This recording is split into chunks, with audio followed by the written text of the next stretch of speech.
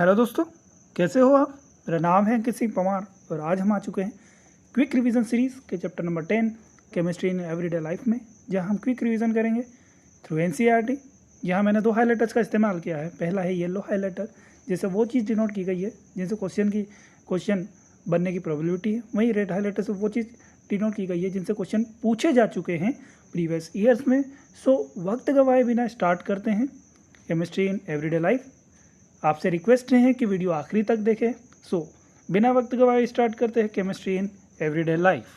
तो जब भी हम क्लीननेस की बात, साफ़ सफाई की बात करते हैं, तो वहाँ पे हम materials like soap, detergent, house hold bleaches, toothpaste, etc के बारे में हमारे दिमाग में पिक्चर आता है।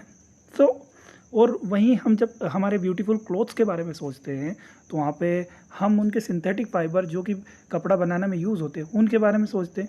वहीं हम जब खाना खाने के बारे में, फूड मटेरियल्स के बारे में बात करते हैं तो उन सब केमिकल्स के बारे में ध्यान आता है जो फूड मटेरियल में यूज़ हुए हैं। तो इसी के साथ हम स्टार्ट, यहाँ से हमें पता चलता है कि केमिस्ट्री एवरीडे लाइफ में भी बहुत इस्तेमाल होती हैं। सबसे पहले हम यहाँ पे क्लासिफिकेशन पढ़ेंगे, drugs and their classification. So drug basically होते क्या है? Drugs are the chemical of low molecular masses, this interact with macromolecular targets and produce a biological response. ये लो मोलिकुलर मासेस के केमिकल्स होते हैं जो मैक्रोमोलिकुलर टारगेट्स यानी हमारे सेल पे या टिश्यू पे काम करते हैं एंड इससे एक बायोलॉजिकल रिस्पॉन्स बनता है। When the biological response is therapeutic, या जिसके बायोलॉजिकल जो रिस्पॉन्स होता है वो थेरेपी के थ्रू यूज़ आता है, तो ऐसे केमिकल्स को हम मेडिसिन्स कहते हैं। And then the use of chemicals for therapeutic effect, और इस थेरेप्यूटिक इफेक्ट के यूज़ के लिए जो केमिकल्स का यूज़ होता है थेरेप्यूटिक इफेक्ट के लिए, तो ऐसी थेरेपी को हम कीमोथेरेपी कहते हैं। आगे बढ़ते हैं, क्लासिफिकेशन ऑफ ड्रग्स की बात कर लेते हैं। देखिए 3 क्राइटेरिया है जिन पे ड्रग्स क्लासीफाई हुआ। पहला है on the basis of pharmacological effect. यहाँ पे फार्माकोलॉजिकल इफेक्ट मतलब जैसे मान लीजिए एंटीसेप्टिक है, तो एंटीसेप्टिक का काम होता है ग्रोथ ऑफ माइक्रो ऑर्गेनिज्म को रोकना, तो ये एक फार्माकोलॉजिकल इफेक्ट हो जाता है। वहीं जैसे ऑन द बेसिस ऑफ, दूसरा पार्ट है, दूसरा क्लासिफिकेशन है on the basis of drug action. Drug action के बारे में बात करते हैं, जैसे histamine which causes inflammation in body. यानी यहाँ पे क्या होता है कि हम जैसे स्टमिक एक केमिकल होता है जो इन्फ्लामेशन कराता है बॉडी में, तो इसके एक्शन के थ्रू हम समझते हैं कि यहाँ से हम कुछ ड्रग को बनाते हैं। जैसे इसके लिए ज़ेंटेक बनती है, ज़ेंटेक एक एंटीहिस्टामिन होती है। वहीं on the basis of chemical structure हम समझते हैं केमिकल स्ट्रक्चर, जैसे सल्फोनामाइड्स है। देखिए सल्फोनामाइड्स का कुछ एक कॉमन स्ट्रक्चर फॉर्म है, तो स्ट्रक्चर के बेसिस पे हम क्लासीफाई कर सकते हैं ड्रग्स को।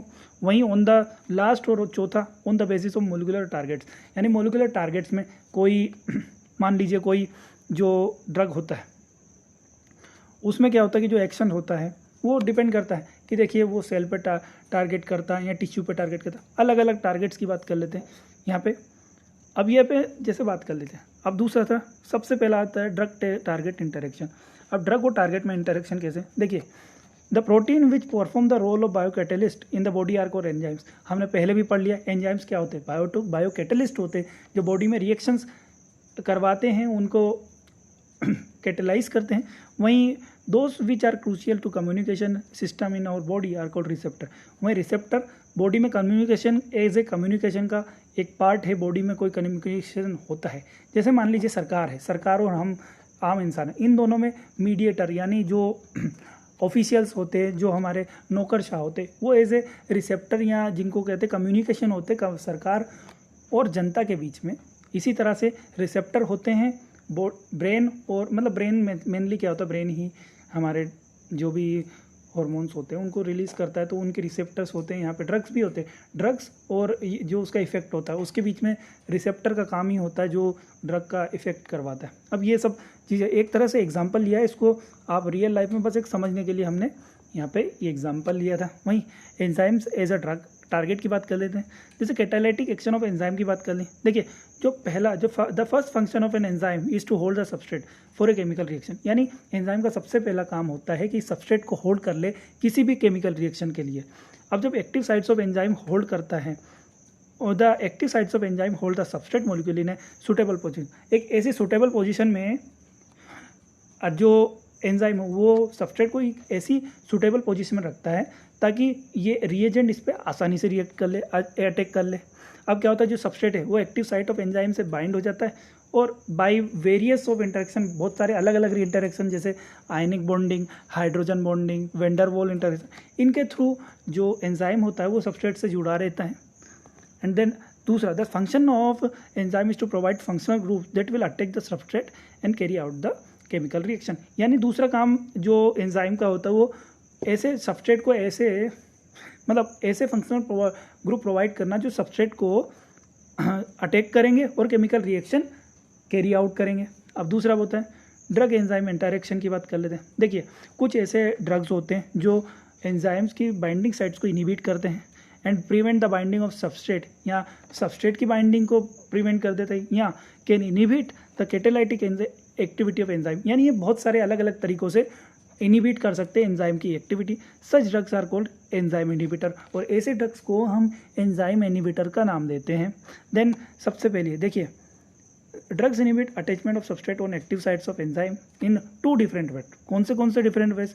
पहला है कि वो कम्पिटिटिव इनिबिटर्स का काम कर लेते हैं, जैसे the drug competes with natural substrate for their attachment on active sites of enzyme. यानी यहाँ पे जैसे डायग्राम के थ्रू समझते हैं, एक ड्रग है जो सबस्ट्रेट, जो नेचुरल सबस्ट्रेट है उसके जैसा उसको मिमिक कर लेता है और उसकी जगह सबस्ट्रेट ड्रग से जो ड्रग होता है वो सबस्ट्रेट से एक्टिव साइट्स के लिए कम्पीट करता है और ड्रग वहाँ पे सक्सेसफुल हो जाता है और एक्टिव साइट पे जाके बाइंड हो जाता है और सबस्ट्रेट की जो एंजाइम सबस्ट्रेट की एक्शन को ब्लॉक कर देता है। ऐसे ड्रग्स को हम कम्पिटिटिव इनिबिटर्स कहते हैं। वहीं कुछ जो ड्रग्स होते हैं, जैसे डायग्राम में एलोस्टेरिक साइट की बात कर लेते हैं, यहाँ पे कुछ ऐसे ड्रग्स होते हैं जो एंजाइम साइट पे, एक्टिव साइट पे बाइंड नहीं होते, बल्कि एंजाइम में कहीं ना कहीं अदर जगह पे ये जुड़ जाते हैं। इससे क्या होता है कि जो overall shape of the enzyme है वो चेंज हो जाता है, जो एक्टिव साइट है उसका जो शेप होता है चेंज हो जाता है। ऐसी साइट्स को हम एलोस्टेरिक साइट कहते हैं। And such A way that इस तरीके से चेंज होता है कि जो सब्सट्रेट है वो एक्टिव साइट को रिकॉग्नाइज नहीं कर पाएगा। ये 2 तरीके से ये इनहिबिट कर सकता है एंजाइम एक्शन को। अब रिसेप्टर्स एज ड्रग टारगेट्स, अब यहाँ पर ड्रग टारगेट्स होते हैं, रिसेप्टर्स ही होते हैं ड्रग टारगेट्स, यानी ड्रग टारगेट करता है रिसेप्टर को ही। Receptor are protein that are crucial to body communication process. यहाँ पे बॉडी कम्युनिकेशन प्रोसेस के लिए यानी वेरियस हार्मोन्स, ड्रग्स, इन सब के लिए रिसेप्टर प्रेजेंट होते हैं सेल मेम्ब्रेन पे। Most of the majority embedded होते हैं सेल मेम्ब्रेन में। अब इनमें क्या होता है कि जो बॉडी होती है, जैसे मैसेज बिटवीन 2 न्यूरॉन्स उनमें कम्युनिकेटेड होता है सर्टेन केमिकल्स के थ्रू। ऐसे केमिकल्स को होते हैं केमिकल मैसेंजर्स कहते हैं, जो रिसीव होते हैं बाइंडिंग साइट पे ऑफ रिसेप्टर प्रोटीन, यानी रिसेप्टर प्रोटीन की बाइंडिंग साइट पर रिसीव होकर केमिकल मैसेज ट्रांसमिट करते हैं। आगे हम बात करते हैं drugs that bind to the receptor site and inhibit the natural function are called antagonist. यानी ड्रग जो रिसेप्टर साइट पे जाके इसकी जो नेचुरल फंक्शन है उसको इनहिबिट कर दे, ऐसे ड्रग्स को एंटागोनिस्ट कहते हैं। वहीं जो ड्रग नेचुरल मैसेंजर को मिमिक करे, यानी जो हम केमिकल मैसेंजर्स होते हैं उनको मिमिक करे by switching on the receptor. कभी कभार क्या होता है कि जो नेचुरल यहाँ पे मैसेंजर की बात करें उसकी अब्सेंस होती, इसके कारण क्या होता है कि कुछ ड्रग ऐसे दिए जाते जो नेचुरल मैसेंजर है उसकी एक्टिविटी को मिमिक करेगा और रिसेप्टर को स्विच ऑन करेगा। ऐसे ड्रग्स को हम एगोनिस्ट कहते हैं।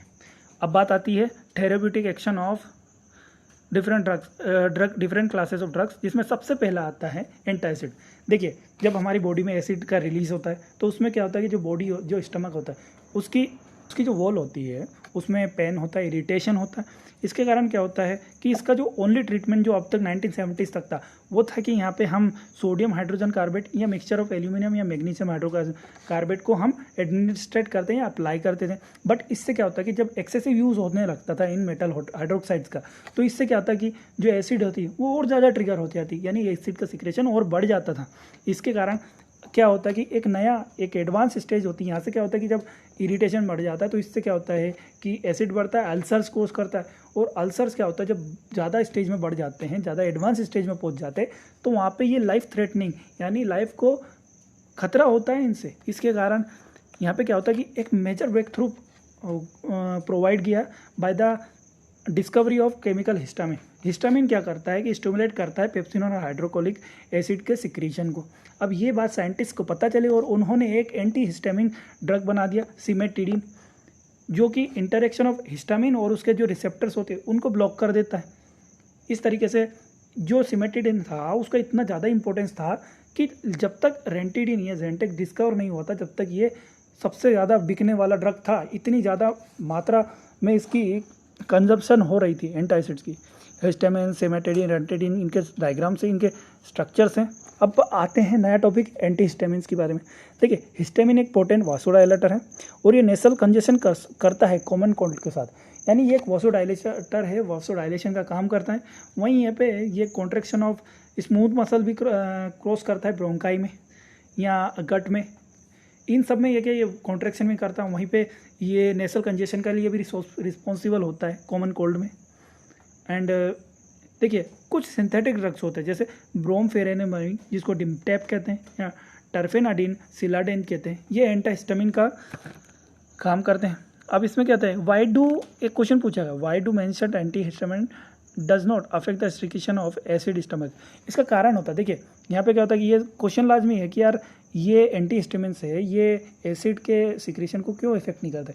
इसका कारण है कि जो एंटा एसिड्स होते हैं और जो एंटीहिस्टामिन्स होते हैं जो कि एलर्जिक होते हैं, एलर्जिक और एंटासिडिक ड्रग होते हैं, वो अलग अलग रिसेप्टर्स पे काम करते हैं। इसके कारण ये एसिड के सिक्रीशन को अफेक्ट नहीं करते।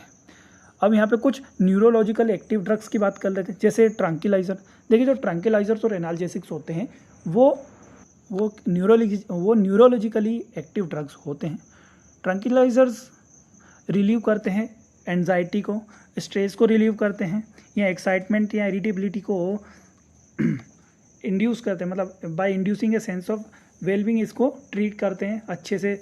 इसको ट्रीटमेंट इसका दिया जाता है, स्ट्रेस के लिए ट्रीटमेंट में भी ये यूज़ होता है। देन देखिए, स्ट्रेस का मेन कारण क्या होता है, इसमें क्या होता है कि जो नॉन एड्रेनालिन है, मान लीजिए आपकी बॉडी में नॉन एड्रेनालिन का जो सिक्रीशन है वो लो हो जाता है। इससे क्या होता है कि जो आपकी बॉडी की सिग्नल सेंडिंग एक्टिविटी है ना, वो बहुत कम हो जाती है। अब जब ये कम हो गई तो बॉडी में जो पर्सन होता है, पर्सन डिप्रेशन से सफ़र करता है इसके कारण, और इसके लिए कुछ एंटी डिप्रेसेंट ड्रग्स रिक्वायर होते हैं जिनका नाम है एप्रिनोजोइड, आइप्रेनाइजिड, फिलानजिल, या फिर इक्विनोल भी यूज़ होता है कंट्रोलिंग करने के लिए डिप्रेशन और हाइपरटेंशन के लिए। वहीं क्लोरडाइजिपेरोक्साइड, मेप्रोबेट, इक्विनोल, इनके डायग्राम्स देखिएगा, इनको ध्यान रखिएगा। वहीं पे देखिए, अब यहाँ पे कुछ हम बात करते हैं बार्बिट्यूरेट्स की। तो बार्बिट्यूरेट्स होते क्या, बार्बिट्यूरेट्स होते हैं हिप्नोटिक वो ड्रग होते हैं जो स्लीप प्रोड्यूस करते हैं, जो नींद आती, जिनसे नींद आती, ये हेल्प करते हैं जब पोस्ट ट्रॉमेटिक। देखिए, कुछ यहाँ पे मतलब जो बार्बिट्यूरेट्स हैं उनके एग्जांपल्स हैं जैसे वर्नोल, वेलियम एंड सेरोटोनिन, ये यूज़ होते हैं स्लीप प्रोड्यूस करने के लिए, नींद की गोलियों में इनका यूज़ होता है। अब एनाल्जेसिक्स की बात करते हैं। एनाल्जेसिक्स का काम क्या होता है, एनाल्जेसिक्स का काम होता है पेन से रिलीफ दिलाना, यानी वो रिलीव करते हैं पेन को without causing disturbance to the nervous system और टू द बॉडी को भी ये कोई नुकसान नहीं पहुंचाते, ना ही नर्वस सिस्टम को कोई नुकसान पहुंचाते हैं। अब यहाँ पे ये क्लासीफाई करते हैं दो टाइप में, एक है नॉन नार्कोटिक और दूसरा है नार्कोटिक। अब नॉन नार्कोटिक में क्या होता है कि एडिक्टिव ड्रग्स नहीं होते, नॉन एडिक्टिव ड्रग्स होते हैं, इनमें लत नहीं लगती है लोगों को। जैसे पहला है aspirin and paracetamol belong to the class non narcotic analgesics, यानी यहाँ पे जो पैरासीटामोल और एस्पिरिन है वो एग्जांपल्स हैं। अब इसमें एस्पिरिन सबसे मोस्ट फेमिलियर एग्जांपल। एस्पिरिन क्या करता है, इनिबिट करता है प्रोस्टाग्लैंडिन के सिंथेसिस को। अब प्रोस्टाग्लैंडिन क्यों सिंथेसाइज रोकता है, एक्चुअली जो प्रोस्टाग्लैंडिन्स होते हैं वही इन्फ्लामेशन कराते हैं टिश्यू में, और वही कारण होते हैं किसी भी बॉडी में या किसी भी टिश्यू में पेन होने का, पेन का जो सेंसेशन है उसका कारण होता है प्रोस्टाग्लैंडिन। तो एस्पिरिन क्या करता है, इसके सिंथेसिस को इनिबिट कर देता है। अब ये स्केलेटल पेन, जैसे कहीं हड्डी टूट गई या ऐसे जैसे पेन्स को ये ट्रीट करने के लिए या उनको ना मतलब रिलीव करने के लिए यूज़ होता है। वहीं इसके अदर काम भी होते हैं, जैसे रिड्यूसिंग फीवर, एंटीपायरेटिक काम भी होता है इनका। अब ये as a anti blood clotting action भी होता है, एस्पिरिन का एंटी ब्लड क्लोटिंग एक्शन है। इसके लिए इसको हार्ट अटैक वाले जो पेशेंट्स होते हैं उनमें दिया जाता है, बट इसको प्रिस्क्राइब बहुत कम किया जाता है क्योंकि यहाँ पे कुछ सर्टेन नुकसान भी होते हैं एस्पिरिन के। अब बात आ जाती है नार्कोटिक एनाल्जेसिक्स। नार्कोटिक एनाल्जेसिक्स में सबसे पहला एग्जांपल है morphine. Morphine and many of its homologous when administrated in medical dosage relieve pain and produce sleep. यानी यहाँ पे मेडिकल डोसेज की बात ये करिए कि यहाँ पे ऐसे डोसेज यूज़ किए जाते हैं जिनमें इनकी लत नहीं लगे, व्यक्ति को लत नहीं लगे और इनका सही इस्तेमाल किया जा सके। ऐसे डोसेस में रिलीव करता है, ये पेन को रिलीव करने का काम करता है और नींद लाने में भी यूज़ आता है। जो मरीज़ होता है जैसे पोस्ट ऑपरेटिव यानी ऑपरेशन होने के बाद जो पेन होता है, या टर्मिनल स्टेज ऑफ कैंसर में जो पेन होता है, या जो बेबी बर्थ के टाइम पे जो पेन होता है, ये अनबियरेबल पेन होते हैं। और इन जैसे पेन को यूज़ करने के लिए कुछ ज़्यादा स्ट्रॉन्ग एनाल्जेसिक्स की का रिक्वायरमेंट होता है, जैसे कि मॉर्फिन, जो इन जैसे दर्द को मिटाने में मदद करता है। अब इसको कभी कभार ओपियोइड भी कहा जाता है। उसका कारण होता है कि ये ओपियम पॉपी से ऑब्टेन किया जाता है। एग्जाम्पल है मॉर्फिन, हेरोइन, कोडीन, ये सब एग्जाम्पल है। और आज के लिए यहाँ तक ही समाप्त होता है हमारा। और वीडियो पसंद आया हो तो लाइक कीजिए, कमेंट कीजिए और सब्सक्राइब कीजिए हमारे चैनल को। धन्यवाद।